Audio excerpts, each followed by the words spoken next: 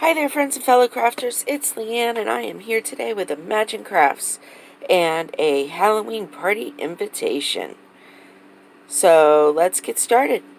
Versamark, sponge daubers, Clear Mboss, Joy Claire stamp set called If You Dare, various StazOn inks is what I will be using. So here I am with my Mini Misty, and I'm using some gray 110-pound cardstock from Michaels, and lining up my stamps and trying to figure out just what I want to do. I didn't have it completely cleared out in my head how I wanted to make this card, so kind of doing it on the fly. So I'm inking up the stamps with the Versamark, and now I'm going to take the Clear Mboss, had to get a spoon, and just put it on there. I did put my embossing powders in a clear container, each one of them, so that it's just easier for me. They can certainly stay in the zip bag, and that's great as well. Just for my ease of use, I choose to use the clear containers. And so, unfortunately, I did get off screen there, but I am just heating that up. And I love the way that the clear embossing powder just made that gray pop even more. So now I'm going... What am I doing?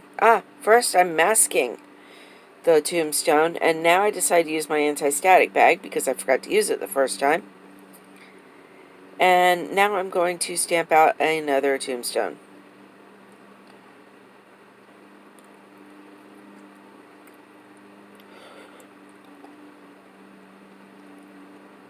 And then add that embossing powder again. And then we're going to heat it up.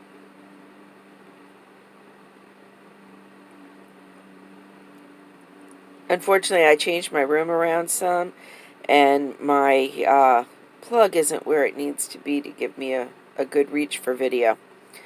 So now I'm going to take my StazOn inks, starting with the blue hydrangea, and I thought about using the finger daubers.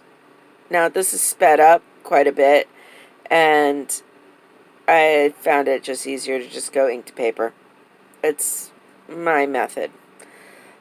Make sure when using the Versamarks, you do keep that clear packaging that comes in. That'll help your ink not dry out as fast. So I went with the blue hydrangea, then I went with Bordeaux, and then plum. And now I'm going over it with stone gray. And while each color does seep in, I love the way the final outcome turned out. So now I'm going to pull in a piece of white. Now let me give you my my panel sizes. My the gray panel and this white panel are both 3 3/4 inches by 5 inch. And then I do a second layer underneath that is 5 1/4 inch by 4 inch. And that way it gives me a nice layer for my card base, which is a standard A2 size 4 1/4 by 5 1/2. I am doing a landscape scene with a top fold. So now I've brought my original layer back in, decided to add some sentiment up there on the front that does say costume party, come if you dare. I am not having a party. I'm sorry. I am staying away from people. I don't need to get sick. The virus is making Halloween and everything else quite freaky right now. So I'm using Memento Luxe in Wedding Dress to stamp this out. I am going to add that embossing powder again.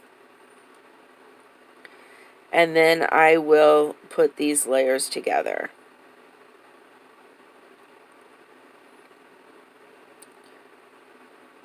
So here we come with that.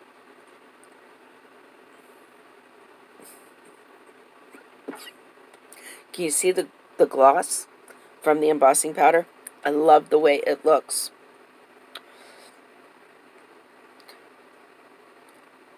So I think I might be cutting one of my layers. I'm not sure what I'm doing here.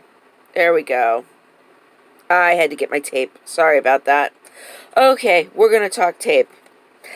I think my tape got wet because I'm having issues here pulling it apart from the backing. So you will see that I just go ahead and leave that middle piece as it is, go with the top, go with the bottom, and stick it down. The tear tape is an awesome tape. I love it, but again, I think mine must have got damp somehow, possibly from condensation from my drink. So I'm going to have to get another roll.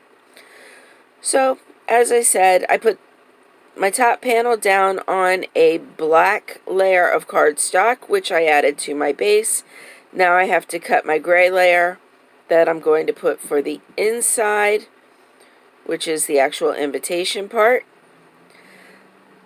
All links will be for items will be in the description box below this video.